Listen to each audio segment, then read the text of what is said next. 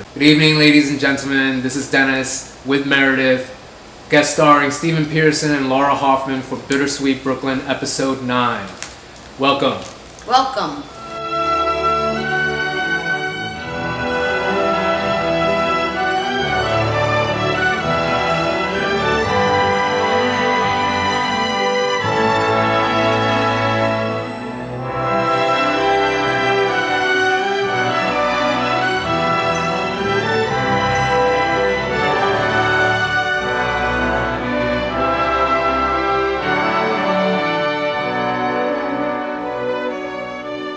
You go to Key Food? Where do you go to Key Food at? There's one next to me on Montague Street in Brooklyn Heights.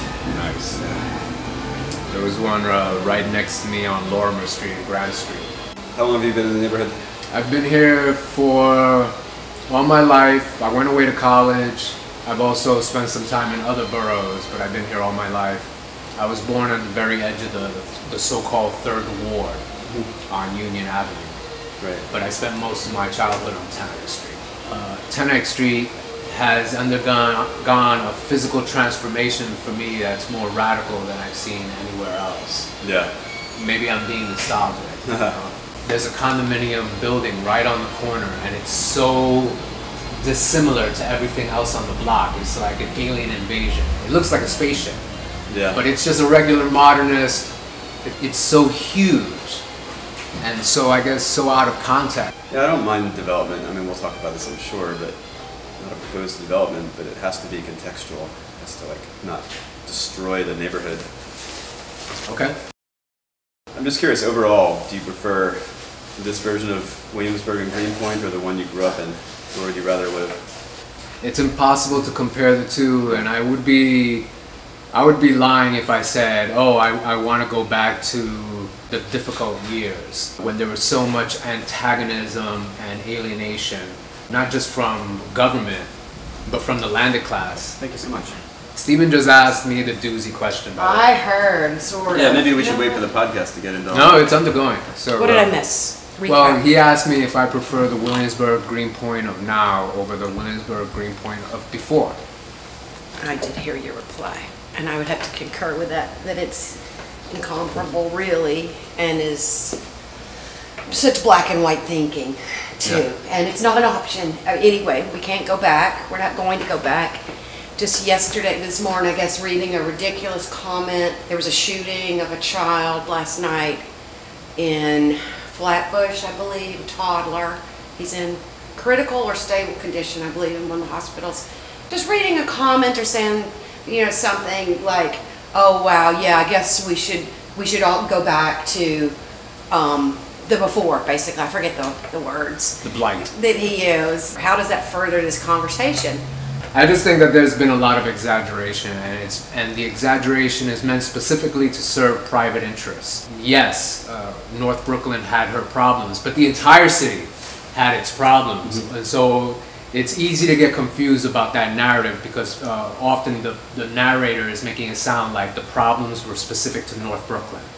And they were also specific to a particular population, namely the Black Hispanic population in the South Side and in the so-called Third Ward, whatever that means. We're not endorsing going back to crack or children firing guns and stuff like that and all the other imaginings that people think about that era. There's no denying that those incidents like that did happen, but they were so singular and exceptional, and they engulfed the entire neighborhood in controversy, and everyone was aware of it, and no one wanted it. Especially the community organizations whose efforts are typically overlooked when people talk about the state of things now in Williamsburg and Greenpoint.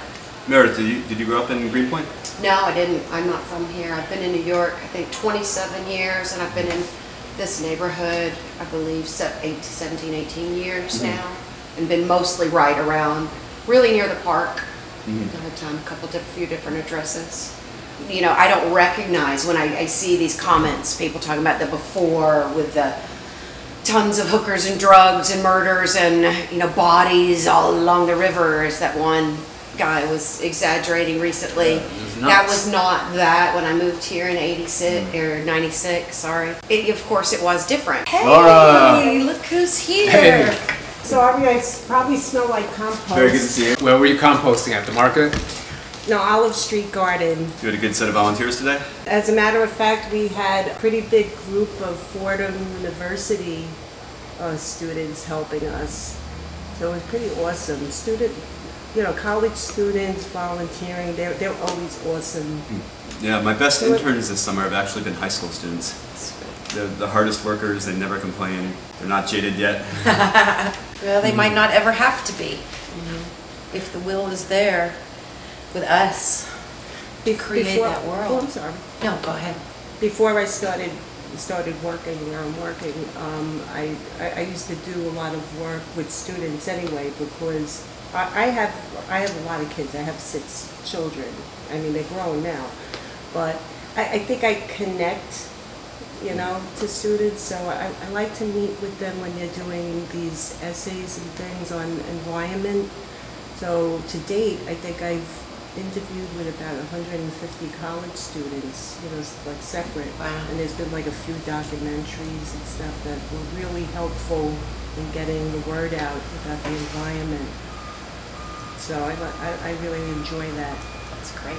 You're deeply involved in Newtown Creek. Yes, I am. Tell us about that.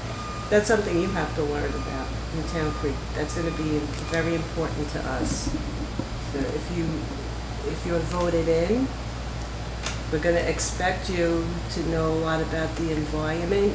I've been doing nothing but reading and talking to people for months and months and months, and I've lived here for 15 years, so I'm reasonably familiar, but you tell me, if I'm voted into the office, what are the first 2 or 3 things I should do regarding Newtown? Environmentally, you have to learn about the Newtown Creek in general. You have to familiarize yourself with the sewage treatment facility and also the garbage issues. Right, but courses of action, what are 2 or 3 things, actual courses of action that you think should be taken at the municipal government level? Oh my God, there's so many. Well, the solid waste management plan, that's huge. That has to move. If all the boroughs don't do their part in processing the city's waste, then communities like this are going to keep on getting dumped on. What's even more worrying to me is that we no longer fit into that typical terminology about being an environmental justice community, because the demographics have changed and it's been gentrified. So while we still have a lot of the same environmental issues, right, we're moving away from being classified as a environmental justice neighborhood. So we don't get all of that extra attention that other communities will get in the same predicament. So I worry about that a lot, because that's going to be an impediment in getting things cleaned up. What are the agencies that Stephen should know? What are the agencies that you are interacting and communicating with regarding Newtown Creek, including your organizations, the ones that you participate in? I'm a board member of the Newtown Creek Alliance, the Newtown Creek Monitoring Committee, the Newtown Creek CAP, the Newtown Creek CAG, the Kosciuszko Bridge Stakeholders Advisory Committee, and agency-wise, you need to get like your contacts in a row for New York State Department of Environmental Conservation, DEC. In my book, the New York State Department of Health. The New York State Department of Health, for me, is huge. We need a health study in the neighborhood, and that agency is not taking it seriously.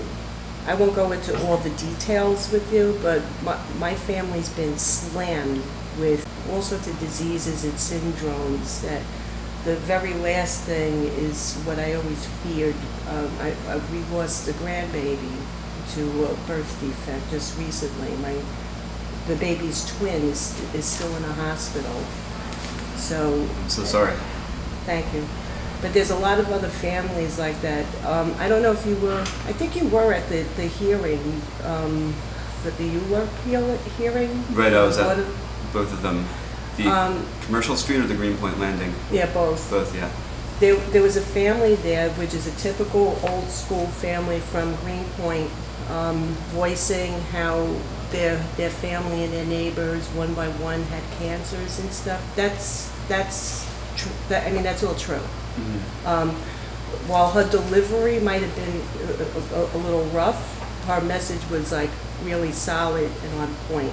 So people like that, even if they're sounding off, really pay attention to that, because that's you're going to deal with a lot of that, that's for sure. Yeah. You're going to deal with a lot of rough people in this neighborhood. Yeah. Well, people should be wild in this neighborhood. You deal with, as you were talking about, 38% of the city's trash passes through Greenpoint, which is absurd. It's a gross violation of the city's fair share laws.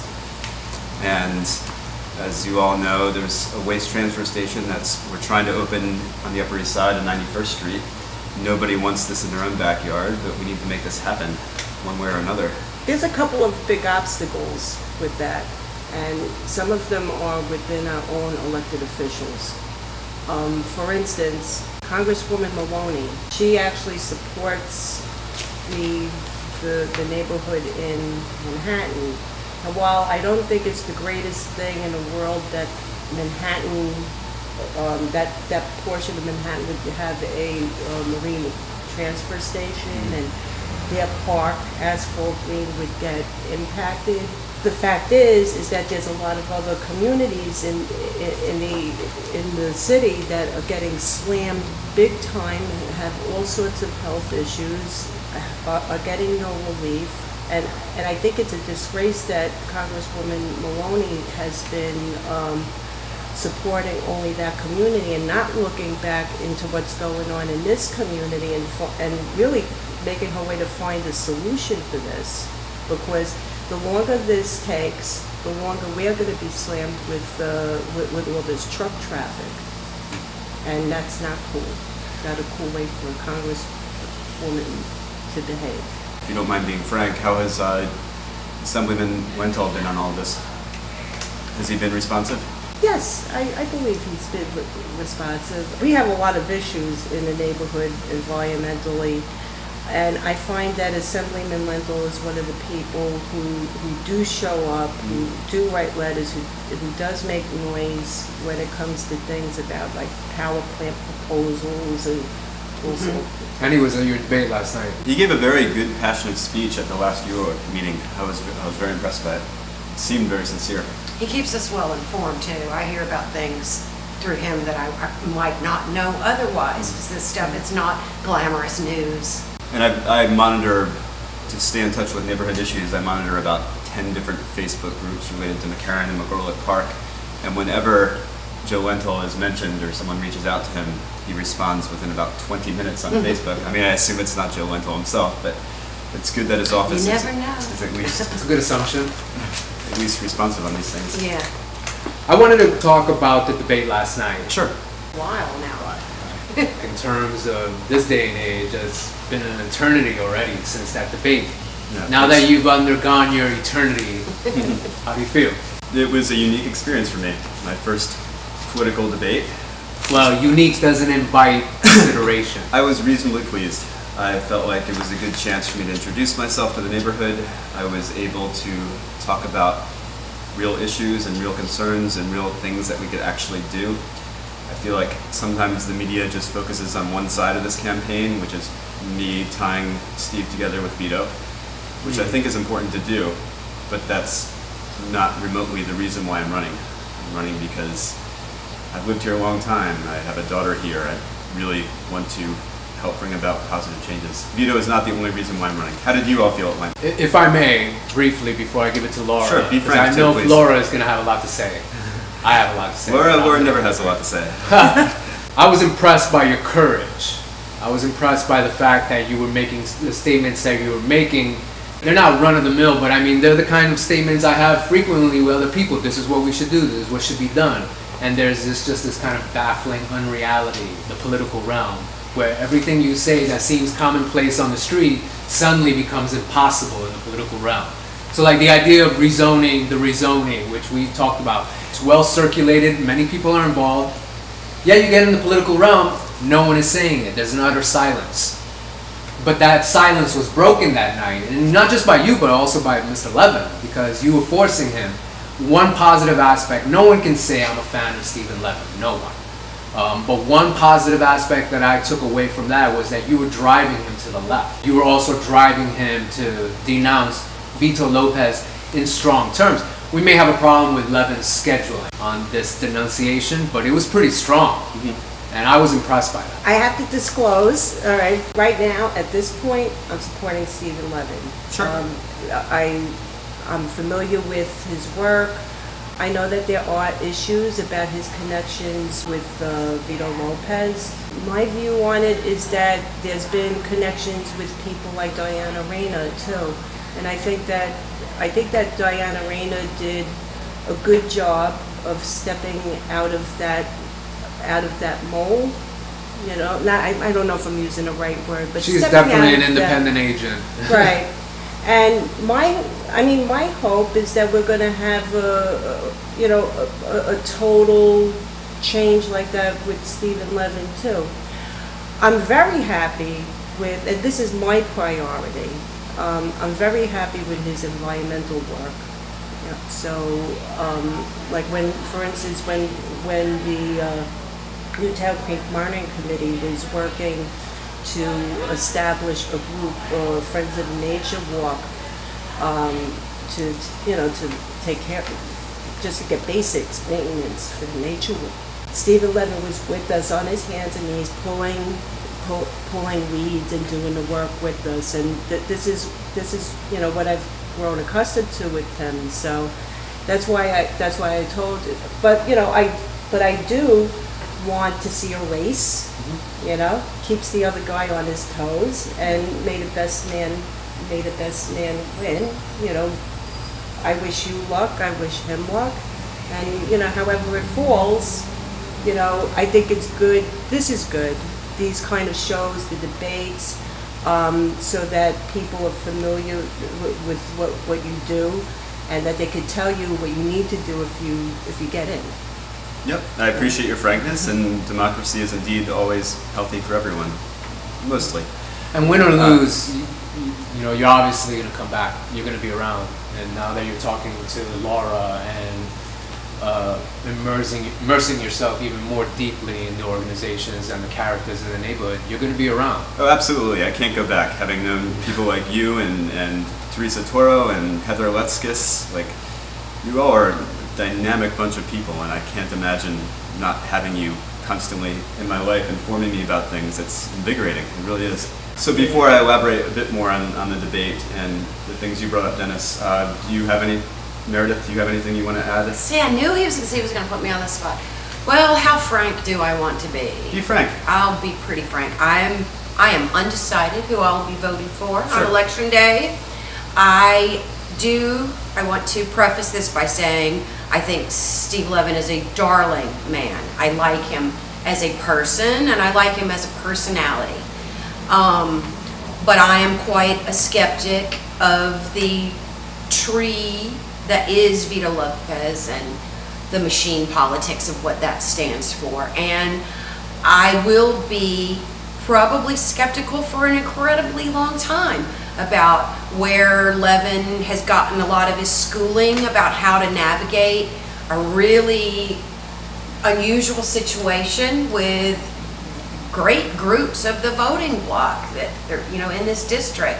And I have some really deep-seated sort of fears of the tentacles that the Vito Lopez machine still wields within many, many issues, from land use, from social services, some biases within these communities that, they're supposed to be serving all of us. And I don't want to come out as like I'm an anti-Semite or something. I'm absolutely not.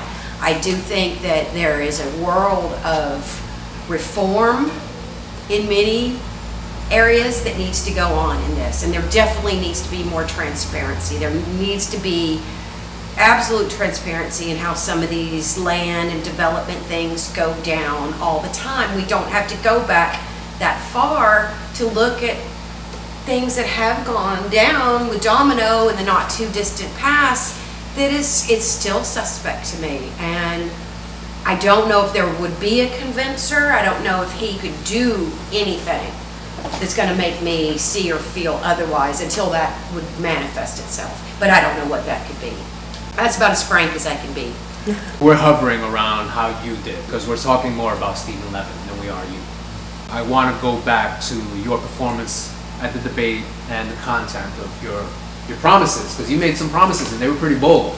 Yeah, and I appreciate that this meant something to you, that I was forcing him to the left, as you said, on development.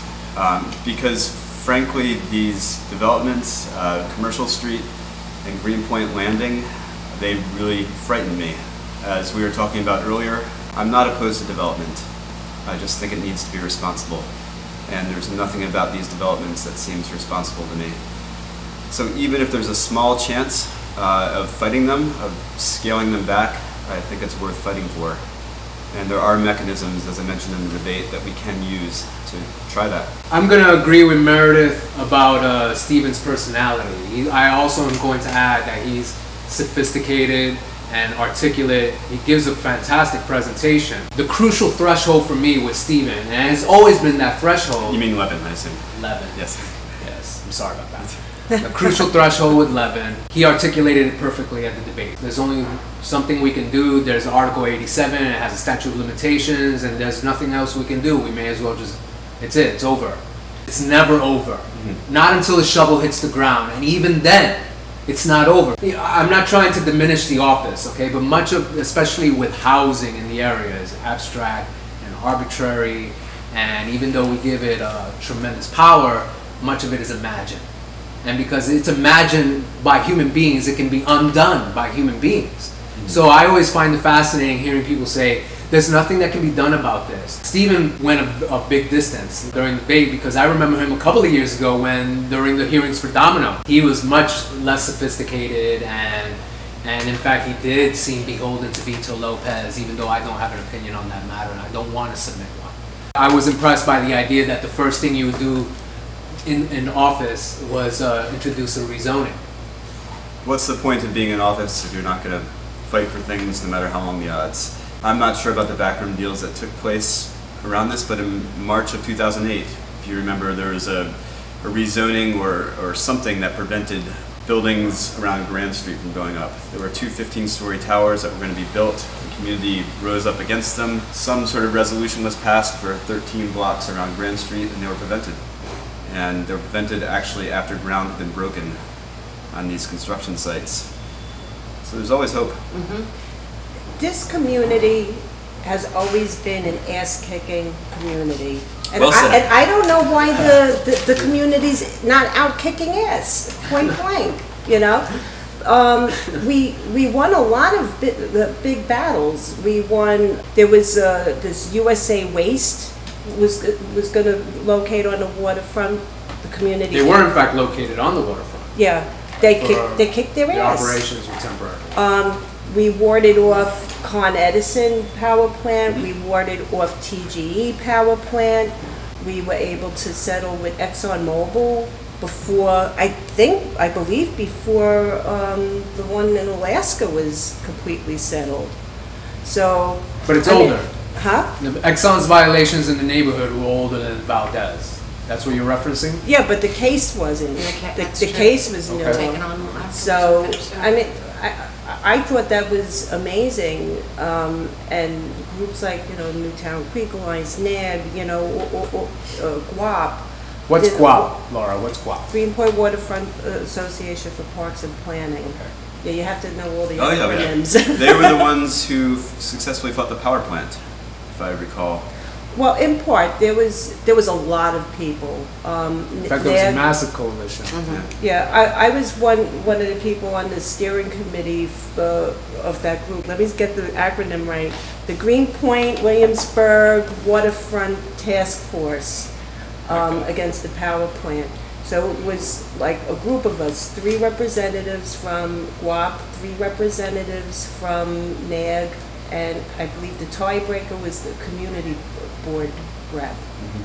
And as part of the body, there was like reps from the borough president's office and so forth. There's a lot of people.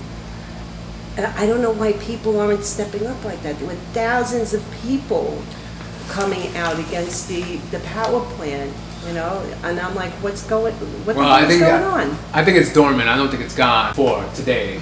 We were talking about how there seems such a willingness in the audience that the tension was almost palpable. People wanted to cheer for something. It's like people want it. They, you know, you could see it in their eyes. They're hungry. You know, they want to get in there. They really don't know how to funnel their energy. That is why, in fact, someone like you would be challenging Stephen Levin. Why, in fact, there are people in the audience, no matter how satisfactory Stephen Levin is to many people, and many people in his constituency like him very much. But the fact of the matter is, there are people who are hungry. They're looking out at the waterfront, for example, and they're looking at Northside Piers and the Edge, and they're dissatisfied. And they're looking at what's happening in the neighborhood with the massive displacement and the income inequality. And they want some kind of change. They may not know how to articulate it exactly, but you can feel it. I mean, I guess that's left up to people like us to see, like, hey, people want this to happen, and we want the people who are going to be into office to want it also. I mean, I feel you about the voting thing, by the way, last night. And I gotta tell, I mean, at the debate, and I gotta tell you, that didn't go well for you. But I feel you for that, because I don't vote either. I mean, but you're going to be... Clarify that part, though. Is it that you hadn't voted in a primary election or in a general election? No, primaries. So use the words, you have voted in a general election, right? Right. There's people online assuming that you haven't voted, period. No, I mean, let me talk about that if you don't mind. Sure.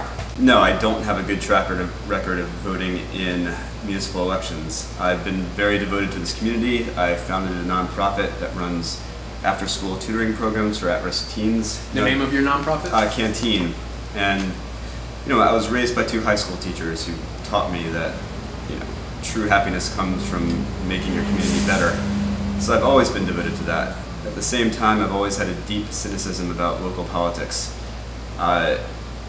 It always struck me as something that just floated in this toxic cloud above the city that we couldn't do anything about. So it just seemed easier to complain about it and focus on, for example, my nonprofit. You know, with the birth of my daughter, and to be frank, that same year my father passed away, it was sort of a kick in the brain that I didn't want to be this old man who just sat back and complained about these things, and that it didn't set a very good example for my children. Good move. 3 years ago, I took it upon myself to try to stop complaining and do something. So I joined my community board. I became a member of the Democratic County Committee, and now I'm doing this. Sounds like good motivation to me. When did you get this spark?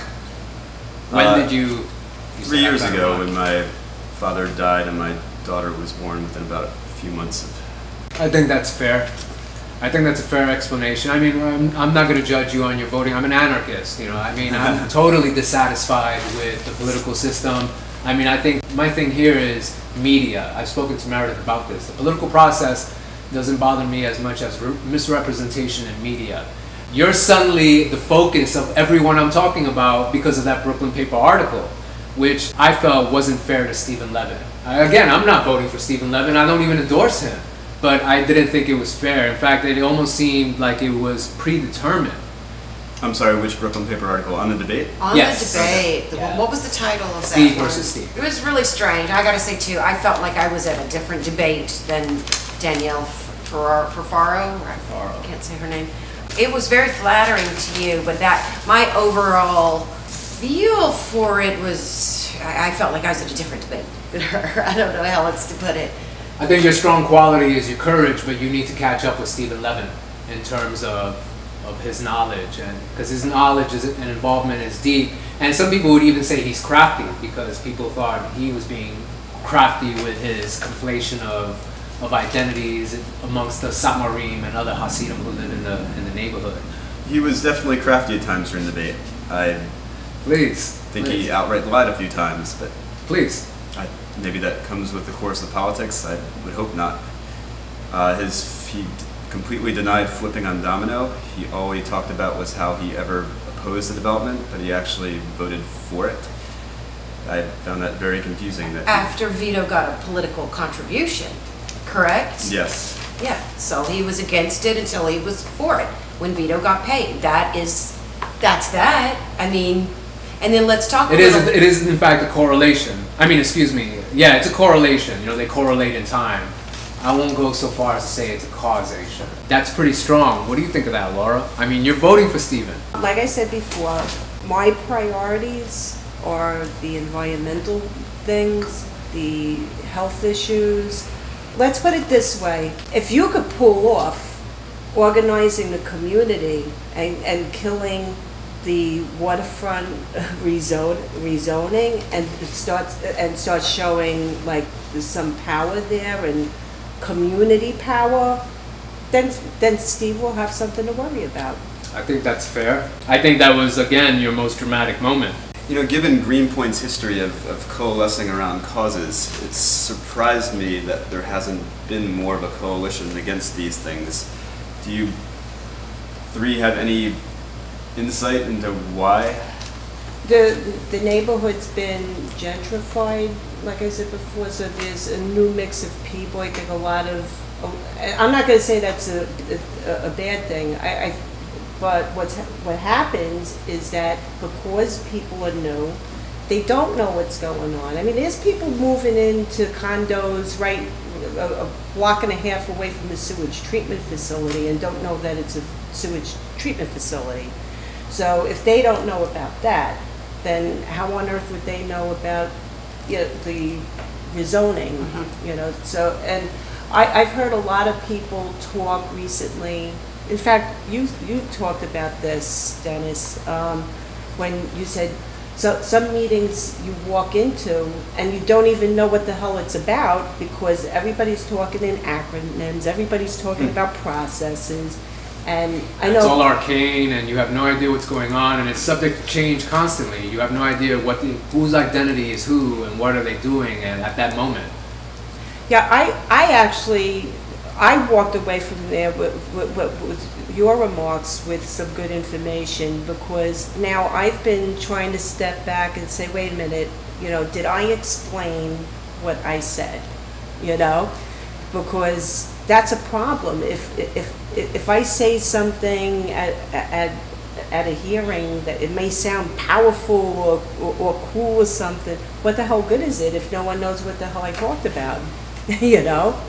So everybody will go, yay, yeah, go get him. And then, what the fuck did she say? CB1 itself actually made some progress recently. It's only been maybe within, the past 6 months or so that at the CB1 meetings, the public comment period is now in the middle of the meeting instead of at the end, right? They're not, and you know, that was a real roadblock to being heard by anybody. When half the time, I mean, at most of these CB1 meetings, there's not even a quorum of board members there, and yet we have the meeting anyway. And it used to be the public comment period was at the very, very end of the meeting. And of course, you had to show up by 6:15 to sign up, or you could not share. But then half the board would be gone.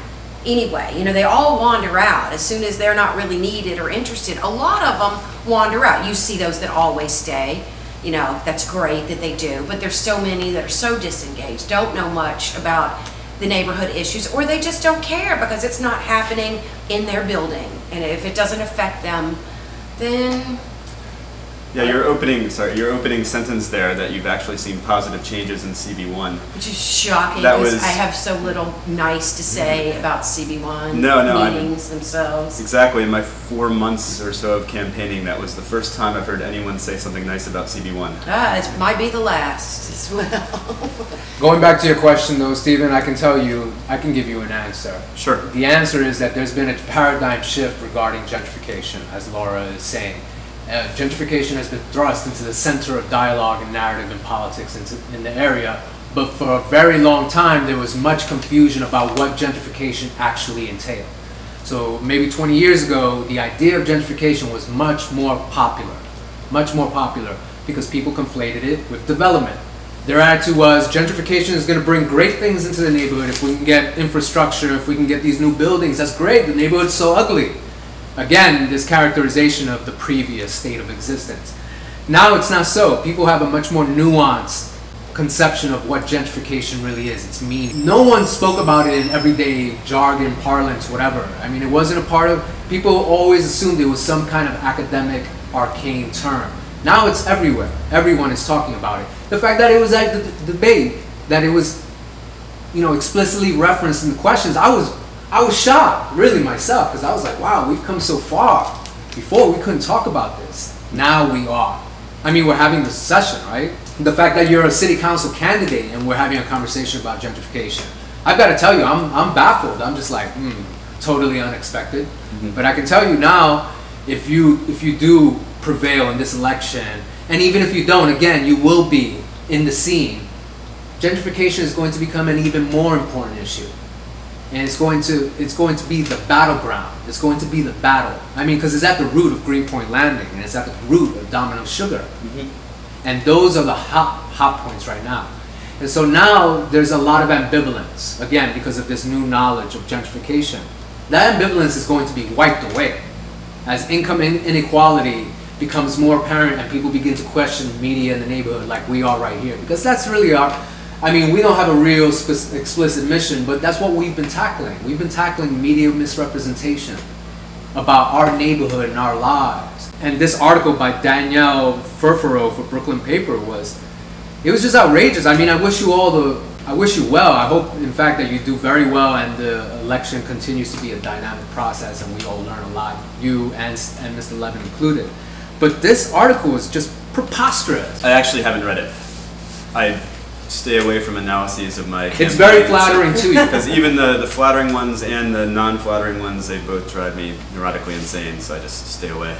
So can you recap it for me, or what specifically bothered you about it? There's some mischaracterizations here that I think the portrayal was that you were strong and Levin was weak. I think it was much more nuanced than that. Again, I think you demonstrated tremendous courage, but Levin had the upper hand in terms of his knowledge of the apparatus, the political apparatus. That's really a Pyrrhic victory for him. It's not much because it's just something that you're going to overcome as you're more deeply exposed to politics in the area. The area needs courage. It needs someone to say, this 2005 rezoning was one of the worst blunders in New York City history. We need to reverse that. Oh, we can't reverse that? Then let's start the process anew. It was a terrible, terrible outcome for this neighborhood. We were promised parks, we didn't get them. We were promised affordable housing, 1,000 units they said would come by 2013. I think we've gotten 13 as of 2012. It's crazy. 19. 19? 19, thank you. My mother and my father were part of the beginning of the 197A plans, and during the middle of that, I was off having 6 children, so I didn't get as involved at that point. But toward the end of it, I was involved again. And during the big rezoning that got approved in 2005, I was a big part of that.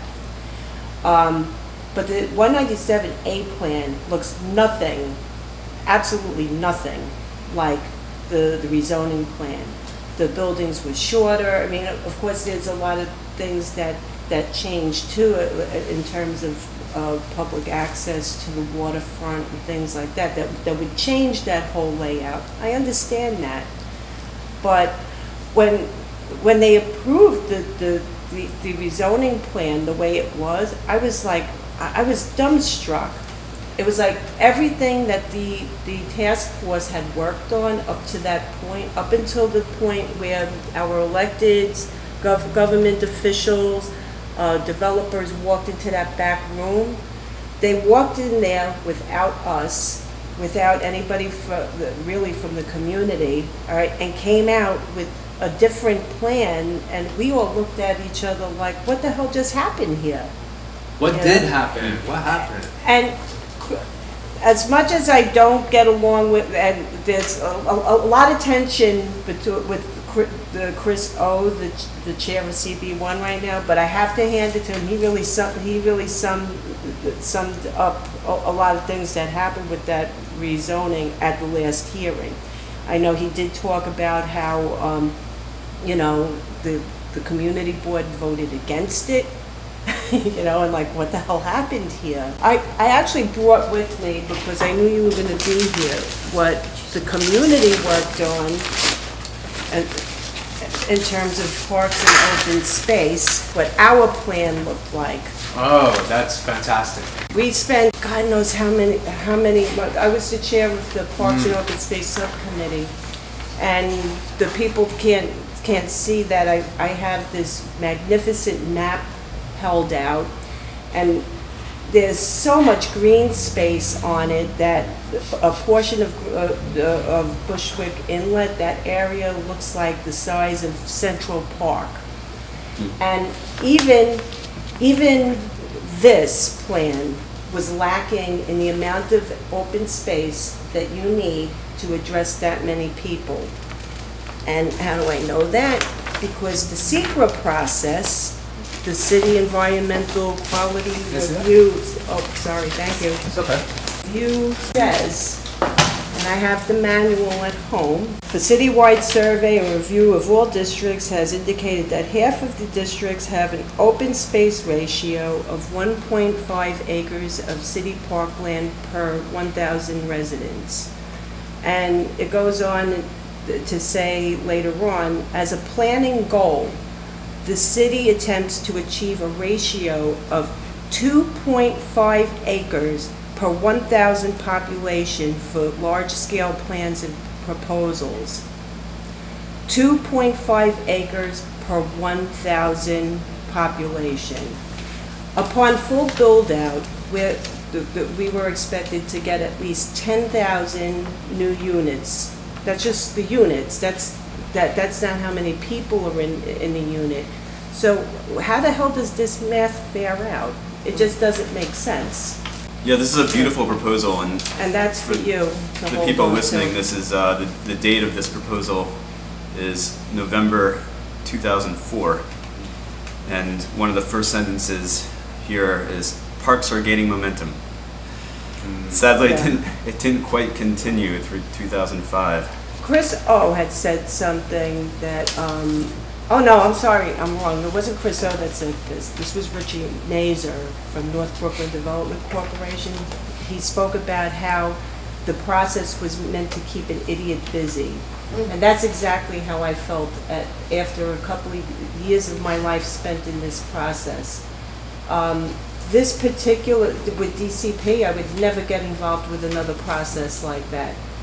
If anything, I would spend, that time is better spent organizing a community, because it's exactly like he said, it's meant to keep an idiot busy. We picked out light fixtures for the waterfront, they're there. We picked out benches, they were changed. Even the things that we spent many, many hours on just didn't happen. And who do you blame for that, the DCP? A combination. But where does one begin, really? I mean, there's such a dichotomy that existed between the community and the constituents, and then the ultimate people who ultimately voted for the rezoning, which were David Yaski and Diana Reyna.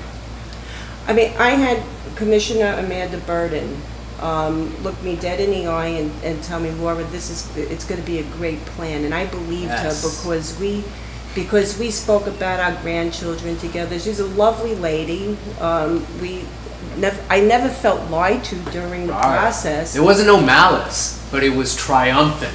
The language was triumphalist, and when you watch the domino effect, you get this feeling that the people they're beaming, you know, next to Mayor Bloomberg, and everyone's happy, and everyone has a very idealistic vision of how the rezoning is going to end up.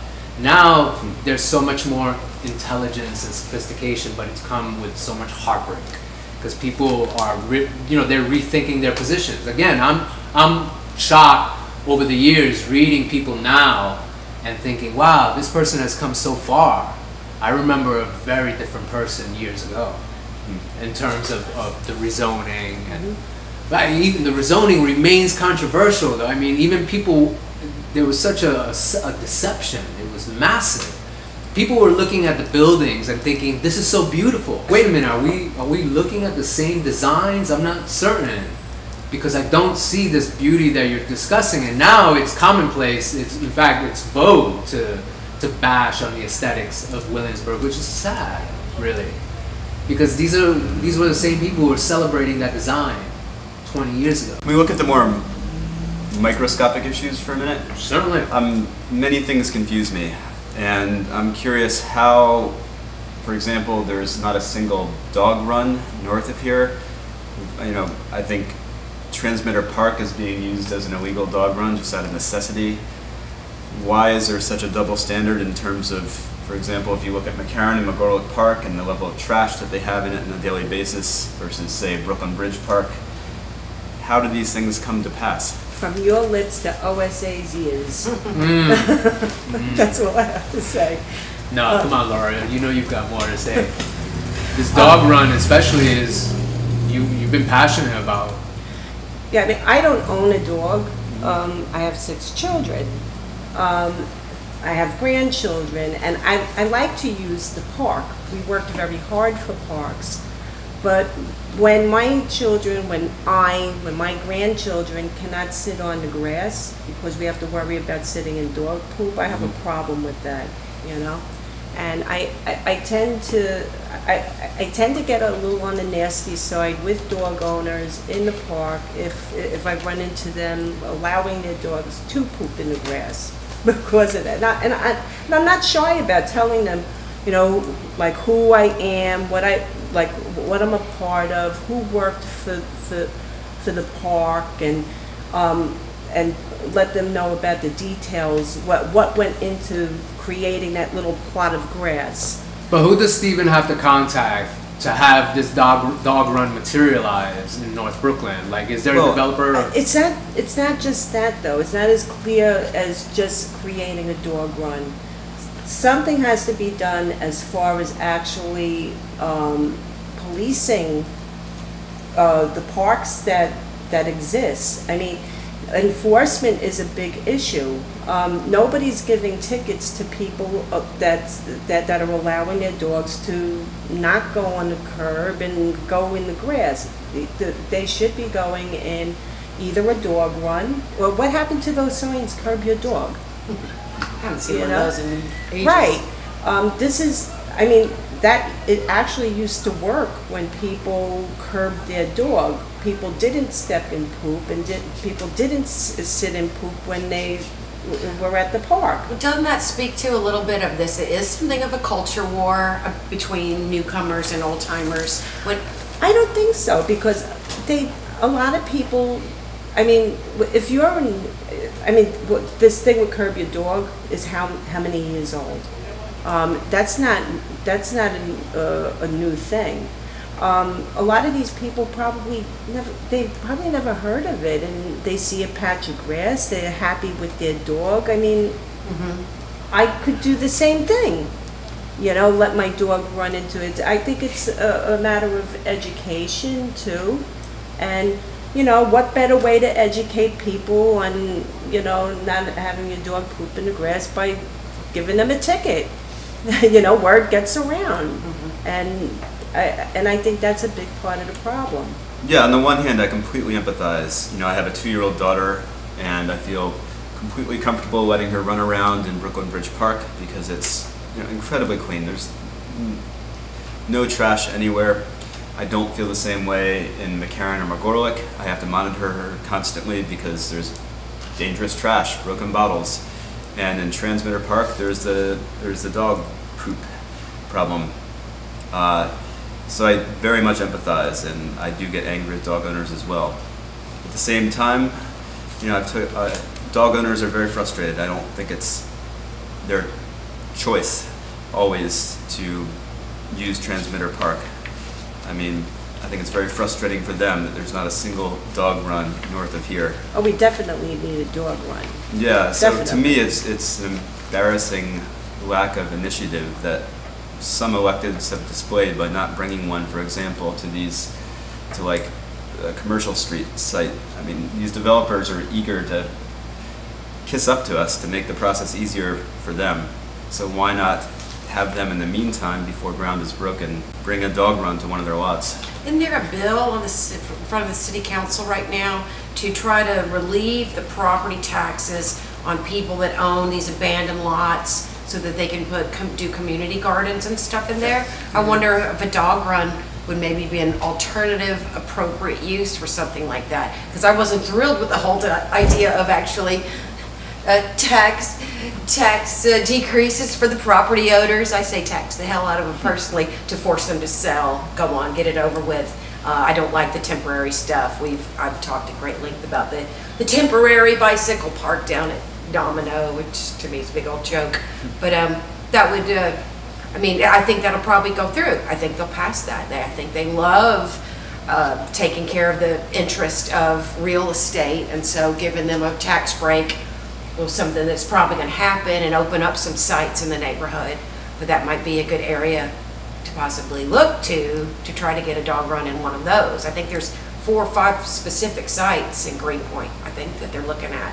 I hope that actually works because, well, I know in the northernmost tip, I'm not aware of any like vacant lots, you know? There's some super fun sites over there, Kingsland, some people were. Do you intend to make this an item in your campaign? Absolutely. I think you have a copy there of my 15-point proposal for a better North Brooklyn and Greenpoint. Maybe you have that. It's on my website. And a dog run is absolutely a part of that. So I'm curious, Dennis, from your perspective, things like the lack of a dog run and the trash double standard in McGorlick and McCarran, is this a failure of our elected officials, a failure of the Parks Department or OSA, or is it a failure of what you were talking about before, a gentrifying population that simply doesn't care enough or as much as it used to? I'll give you a 4th option. Sure. I think there's some deliberate sabotage, in fact, of public spaces in North Brooklyn because it serves private interests to, in fact, sabotage public interests. I think there's been a history of it in the neighborhood. The neighborhood gentrification, in fact, serves that way. Gentrification, in fact, functions that way. I mean, if we look at the large history since World War II, I'm going to speak specifically to the South Side, even though I bet you can speak much more informed about East Williamsburg and other locations. But in terms of the South Side, you had the landed class exodus. There was an exodus of the landed class out into the suburbs, and from afar, in absentee positions, there was a massive burnout and arson and insurance fraud in the area, which is completely overlooked in all historical analysis of the neighborhood and how these population changes should happen. Because again, gentrification was much favored. People thought, hey, you know, if we're going to displace the population is awful anyway. So, hey, great. You see that echo in co-locations with charter schools currently and even park spaces. Now, the park space is going to be the most controversial because it's the most public of forums. This alienation that's being felt between community groups and members has a lot to do with the 2005 rezoning, which was so disillusioning. Even for people who were fine with it, in fact, still felt that there was this odd malevolence between them and their representatives. And I think people realized more than they ever had before was that politicians will say one thing and do the exact opposite and still tell you they're doing what you want them to do. And that's exactly what happened with the 2005 rezoning. The 2005 rezoning was languages filled with apologetics and sedatives, telling people this is great, this is going to be the future, everyone's going to be included, and it was nothing of the sort. It wasn't even beautiful. I know the affordable housing piece, when I look at the housing lotteries that happen citywide, I don't qualify for many of them. I don't qualify because a lot of the housing lotteries say for a family of 2 or 3, you have to be making a certain amount, and I look at it and say that's affordable. Affordable to who? Mm-hmm. You know, we don't make that much. We both digressed a little bit away from your point, but I want to just address who commits this sabotage. Okay. Because what you've got is, it's mechanical, it's not manual. We were discussing this previously. It wasn't someone waking up in the morning and like clapping, you know, rubbing their hands together thinking, I'm going to displace the Puerto Rican population of Williamsburg. This was much more an accident of design, but much of it because of short-sightedness and selfishness. And many of these entities include local and citywide officials, Mayor Bloomberg being the highest, and quasi-political entities in the area like OSA being at the very bottom, but just as significant, if not more so, because of the directness of their contact, which only makes it more Kafkaesque. Because these are our neighbors, and these are our neighbors who are building these bureaucracies that block us, and in abstract bar us from public spaces like parks, and in physical, in the real universe also bar us from being inside those parks, because eventually we grow dissatisfied. And because we're dissatisfied, we go somewhere else, go elsewhere. I mean, it's a basic human fact, really. Placement and displacement is the very beginning of all existence. I mean, I have a lot of friends and family members that basically got this, the place to be displaced to from Greenpoint is Ridgewood. In fact, a lot of the young ones are saying you're not a true Greenpointer unless you've lived in Ridgewood. That's Lopez's district. If you win, you're going to have to be dealing with a lot of Ridgewood. With the neighborhood or the organization? Both. Yeah. That's not in his district. It's out of my district, but well, okay. It's not in Levin's district. Oh, yeah, that's true. To tell you the truth, Have a a lot of picnic. our crime here, I believe, is really happening in part from people who lived in the community, because there's a lot of people who, Ridgewood's for instance, there's a lot of people who lived there, who lived in Greenpoint, who still have family in Greenpoint, who are coming back, hanging out, using the same parks. The only thing is they're broke, they're displaced, and they're angry, And you put all that together in a now a rich white neighborhood, right? It's not a good mix. From a planning point of view, I don't understand how these government agency officials are thinking. To me, it feels like community cleansing. That's what it feels like. Yeah, a replacement population. I want to point out. Go ahead. I wanted to point out to you in the second bullet of your plan, Stephanie Eisenberg has drafted legislation to this effect. And, you may want to talk to her. Could you describe what the second point is? I'm sorry. It's to ensure that the right numbers and types of affordable units are built at Greenpoint Landing and 77 Commercial Street. The memorandums of understandings, MOUs, that promise roughly 25% affordable units at both need to be legally binding and need to have significant financial penalties built in that compel these developers to follow through on their promises. Yeah, it's a big issue. MOUs, how we negotiate generally with developers, they're not legally binding. Politicians hold them up to say, look, we've gotten something from a developer. There's nothing built into them to ensure that they follow through. There's a major development in downtown Brooklyn right now, City Point. It was supposed to be an 80-20 building. We were supposed to get 20% affordable units. They're treating the MOU like toilet paper. We're going to get about 8% affordable units out of it. Wow. You said someone has a proposal on the table, Dennis? Stephanie Eisenberg has drafted legislation, in fact, to this effect, and you may want to speak to her, because she's interested, very, very interested in this particular issue. Yeah. She's a good person to know. She's encyclopedic knowledge. If you take her up and she mentors you, believe me, you'll be able to overcome any kind of lack of presentation you may have had at the debate with Stephen Levin. Because she, in fact, has informed Stephen Levin on many issues.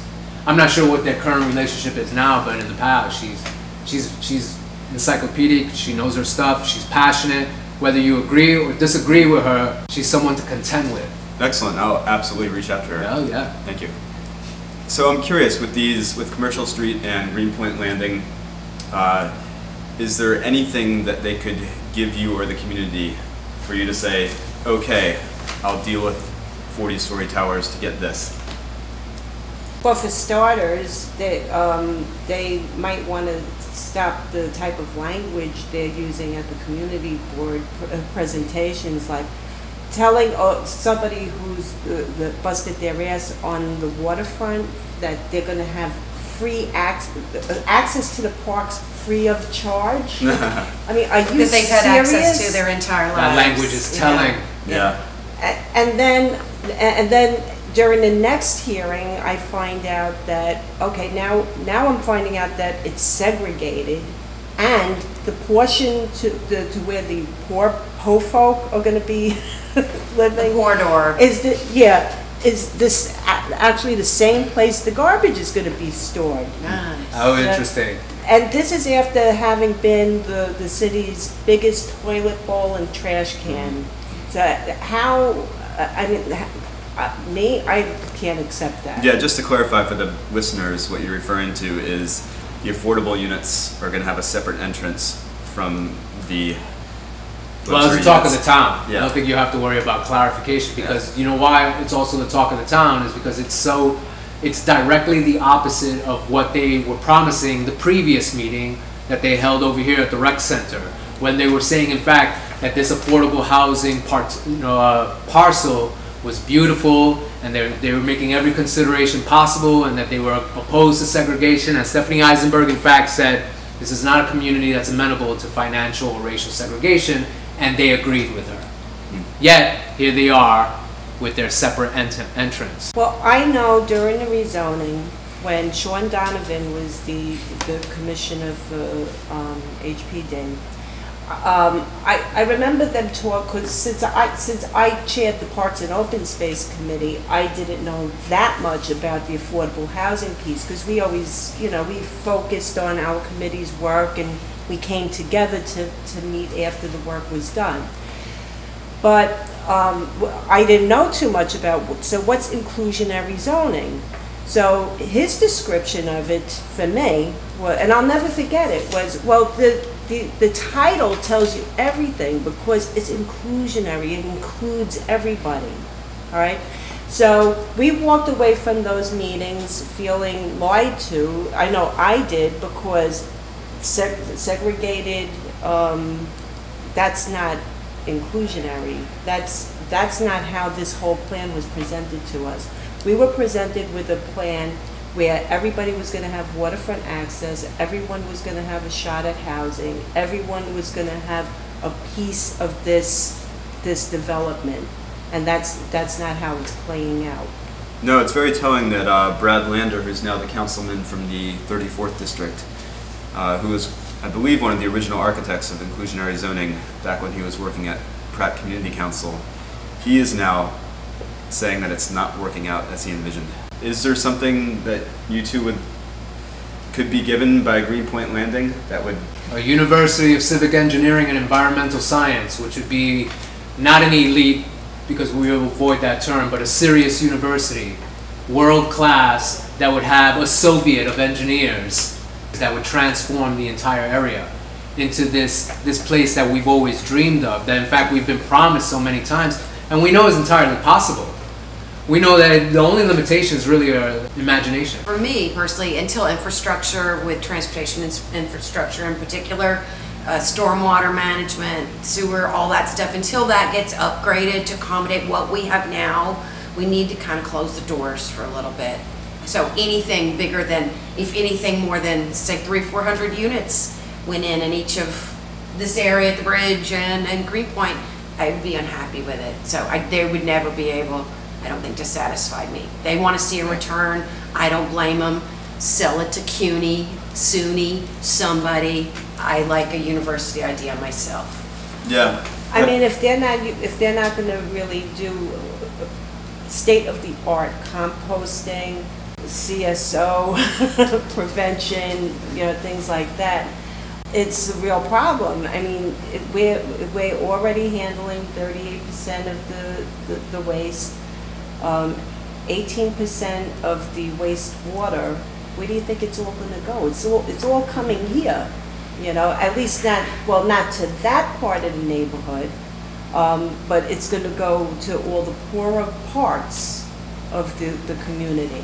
I wonder too if the electric grid is going to be able to support this. I mean, we were lucky this summer. We only had a couple little brownout days. They did have to lower the amperage or wattage, I don't know what it's called, and a lot of still the older warehouse buildings that have, are those 440 systems running or something, they had to phase it down a step. So if you had anything bigger than 120, you didn't have air conditioner that day. Wow. A lot of people live and work in those lofts on Berry.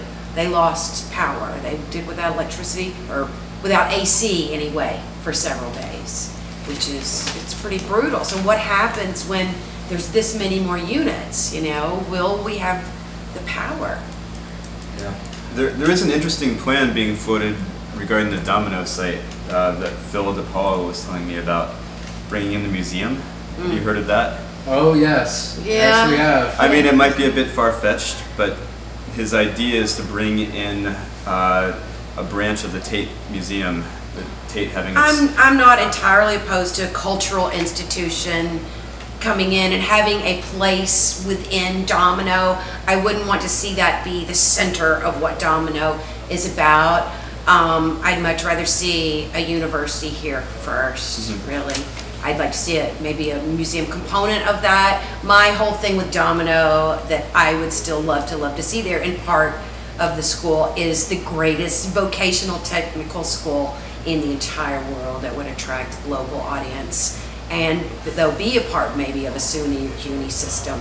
And it'd be a public education that can marry a liberal arts degree and university with skilled trades and arts. We do so much of that in this neighborhood.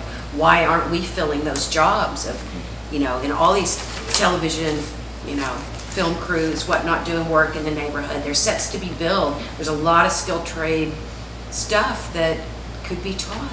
If there's anything that speaks to how seductive gentrification is but not satisfying, is that there's a college campus but there's no college classrooms.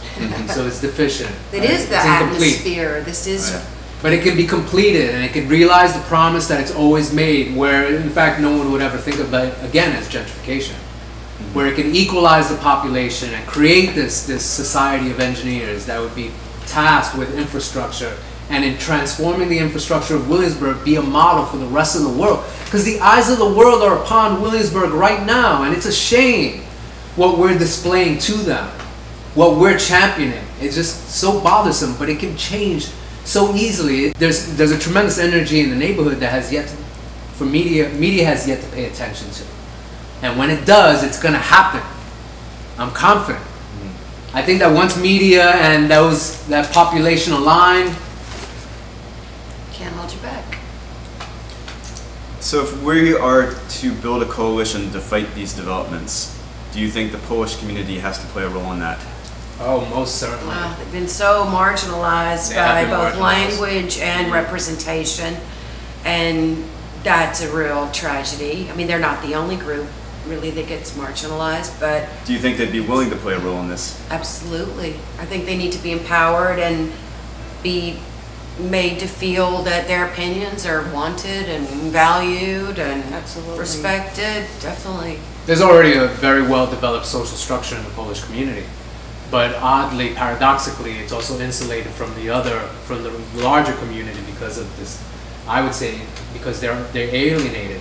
They're not alienating, even though there are right-wing and nationalist tendencies in the neighborhood, but their language is terrible. It's demeaning. Why would anyone want to come to a meeting if they're going to be called stupid or not understanding or anything of the sort, which happens too frequently?